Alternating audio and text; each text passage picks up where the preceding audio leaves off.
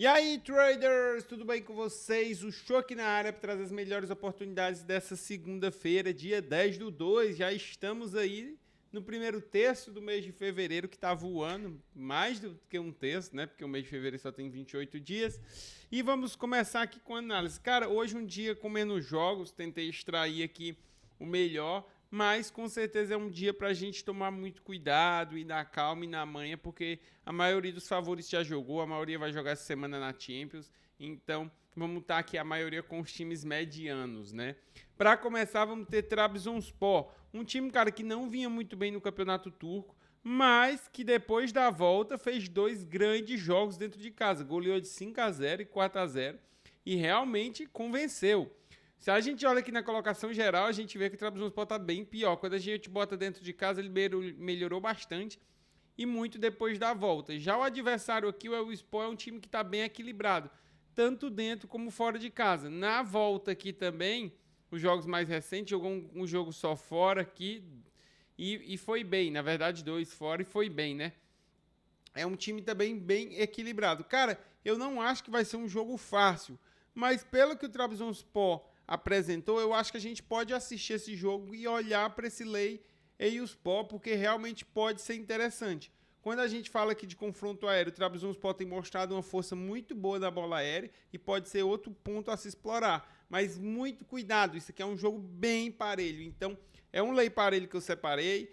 Não tenho muitas esperanças de um padrão aqui, mas se acontecer, a gente acompanha para ver, né?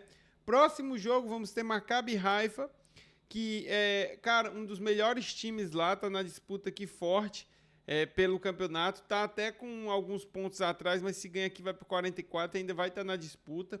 É muito importante ganhar dentro de casa, tem 6 vitórias, 3 empates, tem jogos a menos dentro de casa e vai pegar um adversário mais fraco. Ele acabou perdendo aqui pro Beta Jerusalém e outra aqui derrota, mas fora essas duas derrotas, ganhou todas em casa, um time superior, quase sempre sai ganhando, só sofreu essas 2 vezes, é muito forte, tá tendo stream do campeonato, então apesar de ser uma liquidez muito baixa, que para mim às vezes vai ser difícil trabalhar esse jogo, eu acho que é um jogo muito interessante. Ele vai pegar um adversário mediano, então, cara, se você tem stake baixo de 2, 3, 4 mil, você consegue trabalhar esse jogo tranquilamente. E, cara, o Maccabi é um ótimo time, um time muito bom para padrão, então acho que vale a pena ver esse jogo às 3h30 da tarde. Próximo jogo que eu vou trazer aqui é o Real Oviedo, cara, um time que tá vindo bem dentro de casa. Ganhou 8 de 12, marcou primeiro em 9 de 12, um time realmente muito forte. Quando a gente vê aqui, não tá ainda aqui dentro, mas está tentando entrar aqui nessa zona de tentar o acesso para a La Liga 1. Um time que dentro de casa vem entre os 4 melhores e vai pegar um adversário que fora de casa está muito mal, um time que está dentro da zona. Não vem nem bem nem dentro nem fora de casa, que é o time do Eldense, um time bem mais fraco, que conseguiu uma vitória no último jogo, isso é importante, conseguiu sair por um gol, mas fora isso vem com muita dificuldade fora de casa, muitos jogos sem vencer, ganhou um no mês 9 e outro agora. Acho que é um jogo muito bom para o Real Oviedo, mas ela Liga 2 é aquele jogo mais under, mais retrancado, a gente tem que tomar também sempre cuidado, mas eu gosto, é um lei um pouco zebra ali, já saindo do parelho para zebra, mas é um jogo interessante. Próximo jogo que eu trago é o Doncaster contra o Crystal Palace. Cara, o time do Doncaster, se eu não me engano, é League One. One, eu acho, League One. É um time bom na League One, viu? É um time aí que, quem sabe, pode se arriscar a subir de divisão, a tentar uma Championship. E vai pegar o Crystal Palace, cara, que é um time bem superior, é um time de primeira divisão. Agora a gente tem que ver, porque muitos dos times estão vindo muito reserva e estão tendo bastante dificuldade. A gente viu o Liverpool sendo eliminado, a gente viu o Newcastle tendo dificuldade contra o Bergman, que era da terceira, a gente viu vários outros adversários tendo dificuldade, então a gente tem que tomar cuidado aqui, não pode com muita sede ao pote, mas enfim, a gente também pegou bons padrões nesses times contra times de primeira divisão, exemplo do Fulham, que deu um bom padrão e deu gol. Se eu não me engano, o Fulham ainda foi contra um time de segunda. Cara, pra mim aqui é um jogo para tentar esse Leydon Cash. Apesar de ser um time bom na sua divisão, é um time bem abaixo do Crystal Palace. Então é para ver. Agora a gente precisa ver a escalação e principal de tudo, tem que ter padrão de jogo. Não adianta nada ter aqui a estatística mais linda do mundo e não ter padrão na hora pra gente entrar. Próximo jogo que eu vou trazer é Inter de Milão contra a Fiorentina. Poxa, tu falou que os favoritos já ia ter jogado. Cara, a Inter é um favorito que ficou, né, dos grandes, porque já se classificou. Não vai precisar jogar nesse meio de semana. Ficou entre os 8 melhores e se classificou direto, né? Vai enfrentar a Fiorentina, cara, que é um jogo complicado. As odds já mostram isso. A Inter, cara, que tá numa situação aqui bem apertada por esse campeonato italiano. Tem que manter a vitória para conseguir manter essa distância somente de 1 ponto da Napoli. E hoje é um jogo complicado, porque vai pegar um adversário difícil, sexto colocado. A Inter dentro de casa vem com uma campanha muito boa e vai pegar a Fiore.